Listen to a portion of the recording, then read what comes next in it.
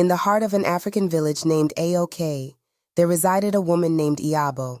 Here, a woman's appeal hinged on the slender contours of her waist.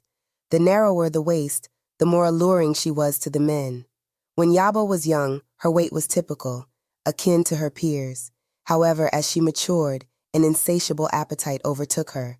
No meal was left unfinished, regardless of its size. Eventually, she became the heaviest woman in Aoki. As Yabo's girth expanded, the men in the village lost interest.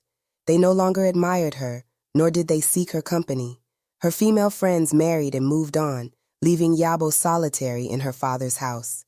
Concerned for his daughter's future, Mr. Shun, her father, resolved to find her a suitable husband before it was too late. Upon learning that a young man named T, freshly returned from the city, sought a wife, Mr. Shun arranged a meeting. Yabo, hopeful at the prospect of marriage, prepared eagerly. Yet, when T laid eyes on her, his disappointment was palpable. He departed abruptly, deeming Yabo unsuitable due to her size. Crushed, Yabo retreated to her room, consumed by despair. She pondered her predicament and decided to seek help from the great river goddess. Beside the river, she implored the goddess to make her slim and appealing to men. Moved by Yabo's plight, the goddess offered solace, affirming Yabo's intrinsic beauty. Still, she agreed to aid Yabo in finding a husband before the next market day. Yet, Yabo's heart swelled not with gratitude, but with bitterness. She harbored resentment toward the men who spurned her and sought retribution. The river goddess granted her wish, plunging the village into chaos. The men awoke to find their manhood gone, a consequence of Yabo's wrath. Panicked, they sought counsel from the village's juju priest, who revealed the source of their plight, Yabo's vengeance.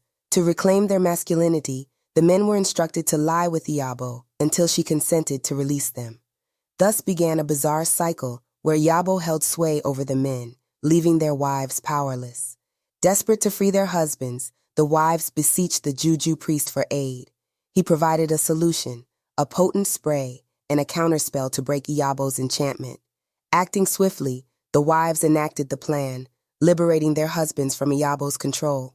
As dawn broke, Yabo awoke unaware of the events.